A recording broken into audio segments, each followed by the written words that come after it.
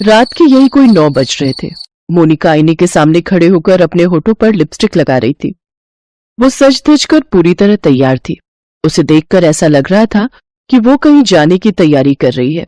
उसका पति मयंक अपने लैपटॉप पर कुछ काम कर रहा है। उनका नवजात बेटा विक्रांत बिस्तर पर गहरी नींद में सोया हुआ है। तभी मोनिका के फोन की घंटी बजती है। फोन की घंटी की आवाज से उसके नवजात बेटे की नींद खुल जाती है और वो रोने लगता है। मयंक, देख रहे हो ना मैं तैयार हो रही हूँ, विक्रांत को गोद में तो उठा लो। मयंक अपने बेटे को गोद में उठा लेता है, लेकिन वो रोता ही रहता है। मोनिका, लगता है इसे भूख लगी है, तभी ये रोई जा रहा है। एक काम करो, इसे दूध पिला दो। क्या मयंक, तुम भी ना? देखो, मैं बार बार इसे अपना दूध पिलाकर अपना फिगर खराब नहीं कर सकती। तुम कुछ और ऑप्शन देख लो। कुछ और ऑप्शन मतलब? मुझे क्या पता, लेकिन मैं अपना दूध तो इसे पिलाने से रही। वैसे भी जब से इसका जन्म हुआ है सारा दिन ये भे भे भे भे करता रहता है। इसका क्या मतलब मैं सारा दिन इसे दूध ही पिलाती रहूं? ये कहकर अपने पैर पटकती हुई मोनिका बाहर निकल गई, क्योंकि उसे पार्टी में जाने में देर हो रही थी। मोनिका का नवजात बच्चा कुछ देर तक रोता रहा और फिर सो गया। मयंक बहुत बड़ा बिजनेसमैन था, किसी बात की कोई कमी नहीं थी उसे, लेकिन इसके बावजूद उसका बच्चा भूखे सो गया। अगले दिन की बात है, सुबह के 10 बज रहे थे। मोनिका अब भी बिस्तर पर लेटी हुई थी, तभी उसके फोन की घंटी बजी। उसने नींद में ही फोन उठाया। हेलो। दूसरी तरफ से जिसकी आवाज आई उसे सुनकर मोनिका का पारा चढ़ गया। वो गुस्से में बोली, अरे दिमाग खराब है क्या तुम लोगों का? क्यों सुबह सुबह फोन कर रहे हो? अरे नहीं चाहिए मुझे लोन। ये बैंक वाले भी ना जीना हराम कर रखा है इन लोगों ने। मोनिका ने गुस्से में फोन काटा और अपनी नौकरानी मीना को आवाज लगाई। मीना, मीना, पता नहीं ये कहाँ मर गई। सिर बहुत भारी लग रहा है मेरा। मिसेस सिंघानिया को बोला था मैंने कि अब पैग ना बनाए, लेकिन वो कहाँ सुनती है किसी की। मोनिका मनी मन ही बड़बड़ा रही थी कि तभी उसकी नौकरानी अपने दुधमुहे बच्चे को लेकर भागी भागी उसके पास आई। क्यों री, कहाँ मर गई थी? इतनी देर लगती है तुझे आने में? माफ कर दीजिएगा मालकिन, वो क्या है ना कि मुन्ना भूख के मारे रो रहा था, इसलिए उसे दूध पिला रही थी। मीना की इस बात को सुनकर मोनिका की आंखों में चमक आ गई। अच्छा कोई बात नहीं, सुन, मेरे लिए जरा नींबू पानी बनाकर ले आ जल्दी से, तो मेरे सिर में बहुत दर्द है। और हाँ, जल्दी आना, मुझे तुझसे कुछ जरूरी बात भी करनी है। मीना नींबू पानी लेकर मोनिका के पास आई और उसे नींबू पानी दिया। मीना, तूने क्या कहा था? क्यों तुझे आने में देर हुई? मालकिन, वो मैंने कहा ना, मेरा बेटा भूख से रो रहा था इसलिए उसे दूध पिला रही थी। मालकिन, आइंदा से ध्यान रखूंगी। अरे कोई बात नहीं, बच्चा भूखा है तो दूध तो पिलाना ही होगा ना। सुन मीना, तू मेरा एक काम करेगी? जी मालकिन, बोलिए ना क्या करना है। तू अपना दूध मेरे बेटे को भी पिलाएगी? ये आप क्या कह रही है मालकिन? मैं अपना दूध, और वो भी छोटे मालिक को? हाँ, मैं इसके बदले तुम्हें मुंह मांगी रकम दूंगी। गरीब इंसान अपनी जरूरतों से इतना घिरा होता है कि जहां उसके कानों में पैसों की बात आती है वो कुछ भी कर गुजरने को तैयार हो जाता है। मीना ने थोड़ी देर सोचा और फिर उसने हामी भर दी। वैसे भी वो कोई गलत काम तो कर नहीं रही थी। जैसे वो अपने बच्चे को दूध पिलाती, वैसे ही उसे अपनी मालकिन के बेटे को भी दूध पिलाना था।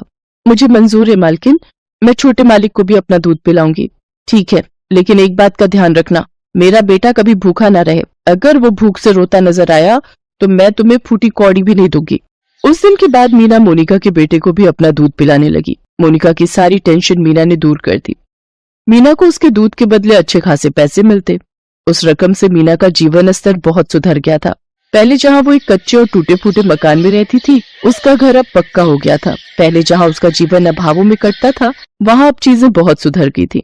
उसके पति ने एक बार जब उसकी मालकिन की इस मेहरबानी का राज पूछा तो मीना ने कहा, अरे आप भी ना बिना मतलब शक करते रहते हैं। मालकिन को मेरा काम बहुत पसंद है, इसलिए वो मुझे पगार से कहीं बढ़कर पैसे देती है। अब कोई सामने से पैसे दे रहा है तो क्या मैं मना कर दूं? मैं इतनी पागल नहीं हूं।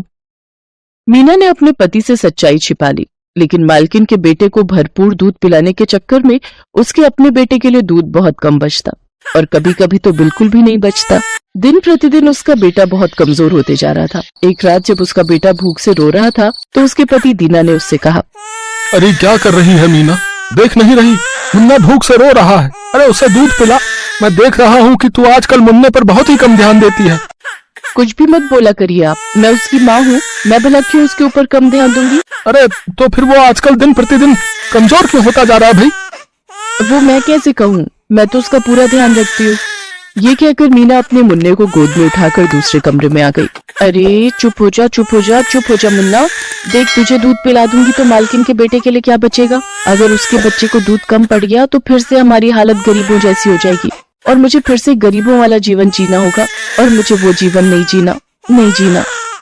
मीना ने अपने बच्चे को दूध नहीं पिलाया। वो बेचारा रोते रोते सो गया। लेकिन उस रात मीना का बच्चा जो सोया वो कभी नहीं उठा। अगली सुबह, सुनते हो जी, देखो ना मुन्ना को क्या हो गया?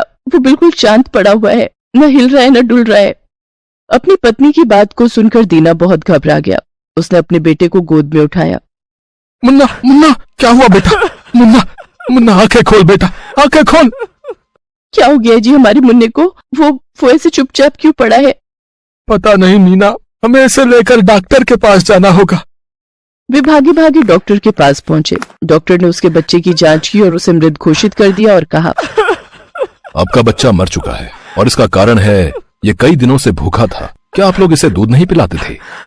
डॉक्टर की बातों को सुनकर मीना दहाड़े मारकर रोने लगी।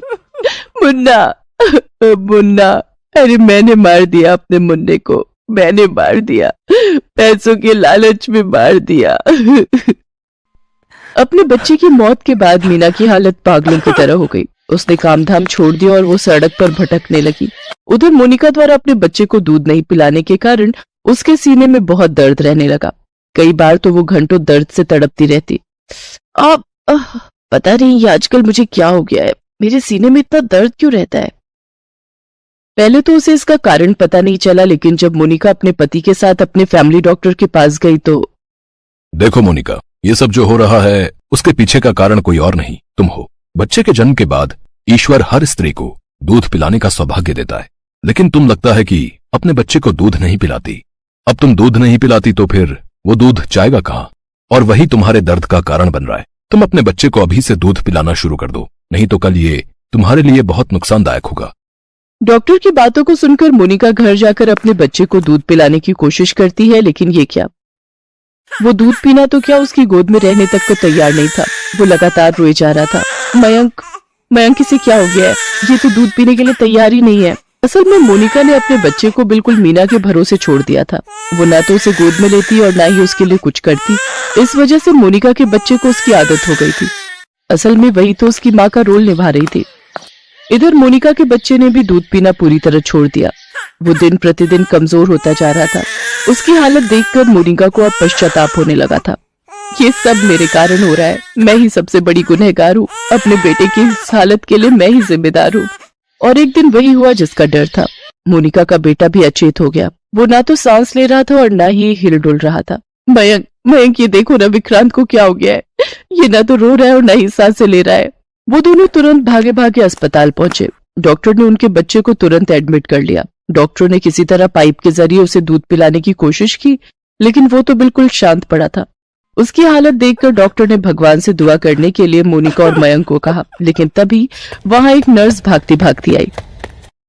डॉक्टर साहब, एक औरत आईसीयू में घुस आई है और वो बच्चे को दूध पिला रही है और बच्चा भी आराम से दूध पी रहा है। सभी भागे भागे आईसीयू में पहुंचे तो उन्होंने देखा कि मीना मोनिका के बच्चे को दूध पिला रही है। उसे देखकर मोनिका को रोना आ गया। वो रोते हुए मीना के पास आई और कहा, मीना तुम अपने बच्चे को छोड़कर कहाँ चली गई थी? देखो तुम्हारे बिना इसकी क्या हालत हो गई है। मेम साहब, मैंने अपना बच्चा लालच में आकर खो दिया, लेकिन छोटे साहब को भी अगर कुछ हो जाता तो फिर मैं अपने आप को कभी माफ नहीं कर पाती, कभी नहीं। ये कहकर मीना जोर जोर से रोने लगी। मोनिका ने उसे गले लगा लिया।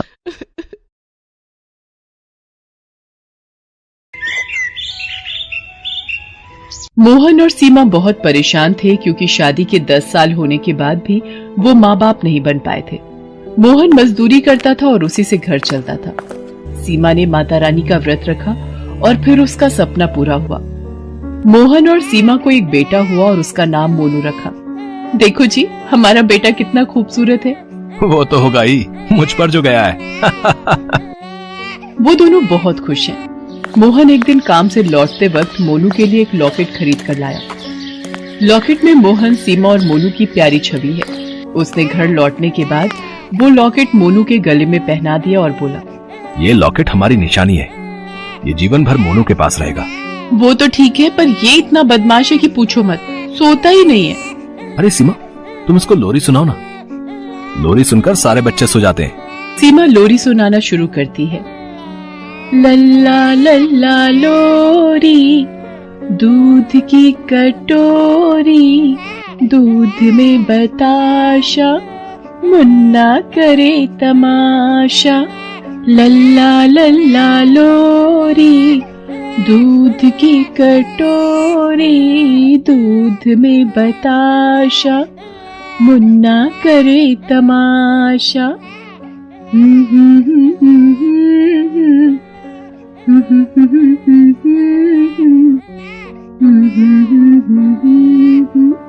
मुन्ना करे तमाशा। ऐसे ही दिन भी बीतते रहे। मोनू थोड़ा बड़ा हुआ। एक दिन मोनू ने मेले में घूमने जाने की जिद पकड़ ली। दुर्गा माँ के मंडप के पास मेला लगा था।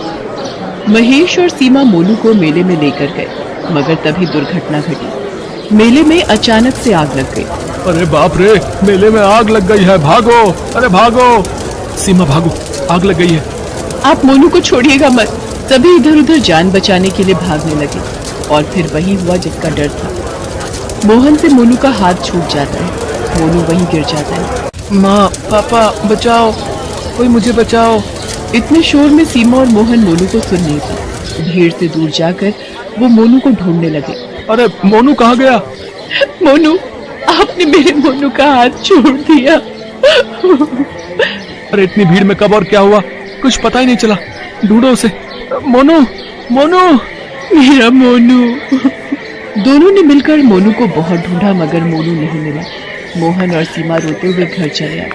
इतनी मुश्किल से दोनों को संतान प्राप्ति हुई थी। घर में खुशी आई थी, लेकिन आज सारी खुशी खत्म हो गई। सीमा ने रोते हुए कहा, हे भगवान, हमारे साथ ऐसा क्यों हुआ? हमने किसी का क्या बिगाड़ा है? हे भगवान, आज मेले में क्यों गए हम? वो सब मुझे नहीं पता। मुझे मेरा मोनू वापस चाहिए। मुझे मेरा मोनू ला दो, मेरा मोनू ला दो मुझे। ठीक है सीमा, तुम चिंता मत करो, चाहे कुछ भी हो जाए, मैं मोनू को ढूंढ कर ही लाऊंगा। ये बोलकर मोहन घर से निकल गया और रास्ते में इधर उधर मोनू को ढूंढता रहा। ढूंढते ढूंढते मोहन को समय का कोई ध्यान नहीं रहा। शाम को थका हारा वो घर आया। सीमा रो रही थी। मोहन को देखकर वो बोली, क्या हुआ जी, मेरा मोनू कहीं मिला? नहीं सीमा, मैंने सब जगह ढूंढा पर मोनू कहीं भी नहीं मिला। झूठ बोल रहे हैं आप, झूठ। मेरा मोनू मेरे बिना एक पल भी नहीं रह सकता। मेरा मोनू वापस आएगा। आज ये वचन देता हूँ, मैं मोनू को तुम्हारी गोद में ला कर ही रहूंगा, चाहे इसके लिए मुझे अपने प्राण ही क्यों ना देने पड़े। अगले दिन से मोहन बस मोनू को ढूंढता रहा और सीमा घर पर रोती रही। कुछ दिन बीत गए। काम पर न जाने की वजह से मोहन का काम भी चला गया और घर पर रो रो कर सीमा पागल सी हो गई। कुछ दिन बाद घर का सारा राशन खत्म हो गया। तब दोनों को मालूम हुआ कि ये ज्यादा दिन नहीं चलेगा। अगर खाना ही ना मिले तो वो मोनू को ढूंढेंगे कैसे? ये सोचकर दोनों ने अमीरों के घर नौकरी शुरू की। उन घरों में मोहन घर की साफ सफाई करने से लेकर कपड़े धोने तक सारा काम करता रहा और सरला उन घरों में खाना बनाने लगी। काम के बाद बचे हुए समय में मोनू की खोज में दोनों बस इधर उधर भागते रहे। देखना सीमा, मोनू एक दिन जरूर मिलेगा। बस उसे एक बार देख लो इन आंखों से, मैं भगवान से दुआ मांगती हूँ। ऐसे ही 25 साल बीत गए, मगर मोनू अभी तक नहीं मिला। इतने दिनों में मोहन और सीमा बहुत सारे घरों में काम कर चुके हैं। एक दिन दोनों को खबर मिली कि शहर में एक अभिषेक नाम का आदमी आया है। उसकी उम्र तो बस 30 साल है, मगर उसके पास पैसे बहुत हैं और उसको 2 काम करने वालों की जरूरत है। तनख्वाह भी बहुत अच्छी है। मोहन और सीमा उसके पास जाते हैं। मालिक, हमें ये काम दे दीजिए मालिक। हमें काम की बहुत जरूरत है। हाँ, तुम दोनों काम कर पाओगे क्या? इतनी उम्र जो हो गई है। अभिषेक की पत्नी का नाम ऋतु है। ऋतु वहाँ पर आ जाती है और कहती है, ये दोनों बूढ़ा बूढ़ी किसी काम के नहीं, भगा दो इन दोनों को। नहीं नहीं मालकिन, हम बिना कुछ कहे काम करेंगे, बस हमें इस काम के लिए रख लीजिए। ठीक है, रख तो लेंगे, मगर काम के वक्त थोड़ा सा भी नखरा किया तो मुझसे बुरा कोई नहीं होगा। मोहन और सीमा को काम मिल जाता है और दोनों काम पर लग जाते हैं। मोहन घर साफ करता है और सीमा खाना बनाने में लग जाती है। ए बुड्ढे, उधर ठीक से साफ नहीं हुआ, ठीक से साफ कर चल। जी मालकिन, अभी करता हूँ। अरे ठीक से कर, ये वाला कोना क्या तेरा बाप साफ करेगा? मोहन चुपचाप सुनता रहता है और काम करता रहता है। उधर सीमा खाना बना लेती है। अभिषेक और ऋतु दोनों खाने के लिए बैठते हैं। सीमा दोनों को खाना देती है और चुपचाप पास में खड़ी रहती है। अभिषेक पहला निवाला लेता है और कहीं खो जाता है। अरे ये क्या हुआ अभिषेक? क्या हुआ मालिक? खाना अच्छा नहीं बना है क्या? नहीं नहीं, वो बात नहीं है। ये स्वाद बहुत जाना पहचाना सा लग रहा है। जाना पहचाना? ये कैसे हो सकता है? सीमा ने तो पहली बार खाना बनाया है इस घर में। हाँ वो बात तो है, पता नहीं, ये मेरा भ्रम हो सकता है। दोनों खाना खा लेते हैं, लेकिन तभी मोहन गलती से कांच का बर्तन जमीन पर गिरा देता है और वो टूट जाता है। ऋतु बहुत गुस्सा हो जाती है। अरे ये क्या कर दिया इस बूढ़े ने, इतना महंगा बर्तन तोड़ दिया। माफ करना मालकिन, गलती हो गई। गलती? इस घर में गलती की कोई माफी नहीं है। तभी अभिषेक एक छड़ी लाता है और मोहन को मारने लगता है।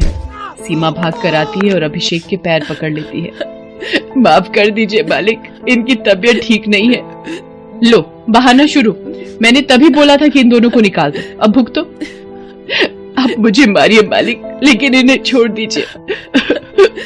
हाँ तुझे भी मारूंगी, मार खाने का बहुत शौक चढ़ा है ना तुझे। ऋतु तभी एक छड़ी लाती है और सीमा को मारने लगती है। दोनों चिल्लाते हैं। मारने के बाद अभिषेक और ऋतु अपने कमरे में चले जाते हैं। रात में सीमा और मोहन रसोई में सो रहे होते हैं। तभी वो सुनते हैं कि रात को अभिषेक अपने कमरे में चिल्ला रहा है। माँ, मुझे ले चल माँ। मालिक ऐसे क्यों चिल्ला रहे हैं? तभी सीमा अभिषेक के कमरे के बाहर जाकर मालकिन पुकारती है। तभी ऋतु दरवाजा खोलती है और कहती है, क्या हुआ इतनी रात को? मालिक चिल्ला रहे हैं, सुनकर रह नहीं पाई। अभिषेक को बीमारी है, उसको कभी कभी नींद नहीं आती, तब वो ऐसे ही चिल्लाता है। मैं कोशिश करके देखूं, तू क्या करेगी? लोरी सुनाऊंगी, लोरी से सभी सो जाते हैं। सीमा अभिषेक के पास जाती है और लोरी सुनाती है। लल्ला लल्ला लोरी, दूध की कटोरी, दूध में बताशा, मुन्ना करे तमाशा। लल्ला लल्ला लोरी, दूध की कटोरी, दूध में बताशा, मुन्ना करे तमाशा।